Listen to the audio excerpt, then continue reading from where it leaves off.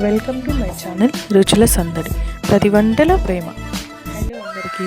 ఈరోజు మనం టేస్టీగా ఉండే చికెన్ కర్రీ సింపుల్గా రెడీ చేయబోతున్నాం. అలాగే నేను కొత్త కొత్త వంటకాలు మీకు తెలియజేస్తాను. మా ఛానల్కి సబ్స్క్రైబ్ చేసి ప్రతి రుచిని అనుభవించండి. ముందుగా చికెన్ని బాగా వాష్ చేసుకొని పక్కన పెట్టుకోవాలి. చికెన్ కర్రీకి కావాల్సిన పదార్థాలు: ఆనియన్స్, కరివేపాకు, టొమాటో,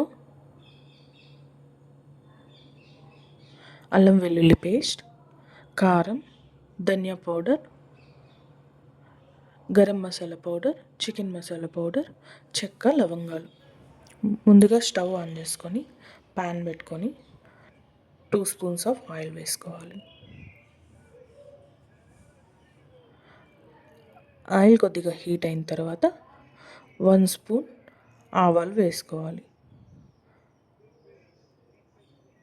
ఆవాలు కొద్దిగా చిటపటలాడిన తర్వాత కరివేపాకు వేసుకోవాలి.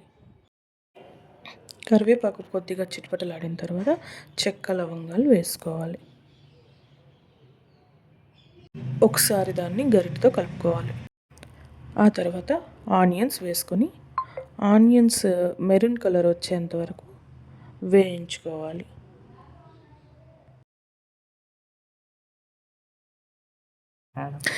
చిన్న టిప్ ఏంటంటే, ఆనియన్స్ తొందరగా వేగాలి అంటే కనుక కొద్దిగా పించ్ ఆఫ్ సాల్ట్ అందులో వేసుకుంటే తొందరగా ఆనియన్స్ వేగిపోతాయి.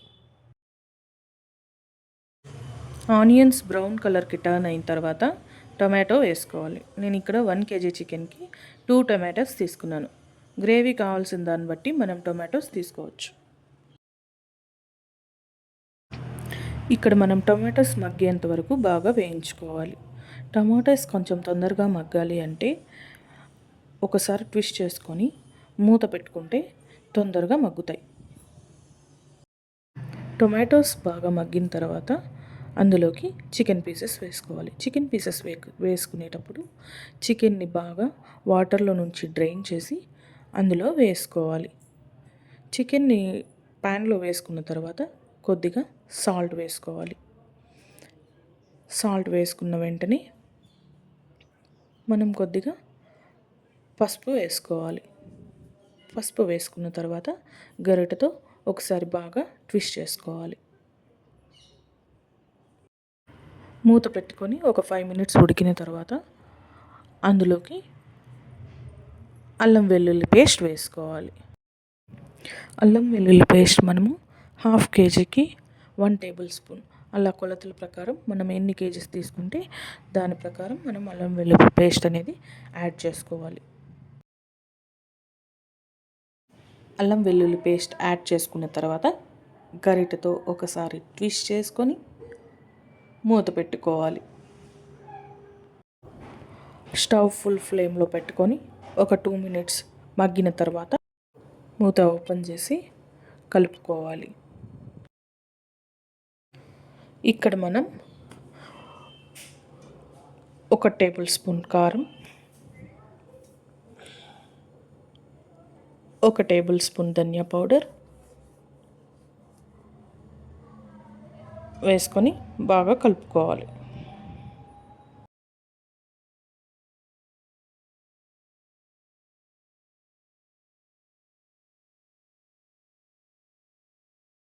కారం, ధనియా పౌడర్ బాగా కలిసిన తర్వాత 1 tablespoon గరం మసాలా పౌడర్ వేసుకొని వాటర్ పోసుకొని మన గ్రేవీకి సరిపడా వాటర్ పోసుకొని ఒకసారి కలుపుకొని మూత పెట్టుకోవాలి.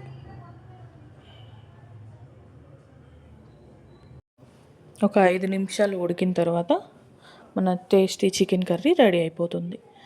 స్టవ్ ఆఫ్ చేసేసి ఈ టైంలో కొద్దిగా కొత్తిమీర చల్లుకోవాలి. అంతే, టేస్టీ చికెన్ కర్రీ రెడీ. మీకు నా రెసిపీ నచ్చినట్లయితే లైక్ చేసి, షేర్ చేసి, సబ్స్క్రైబ్ చేయండి. Thank you for watching.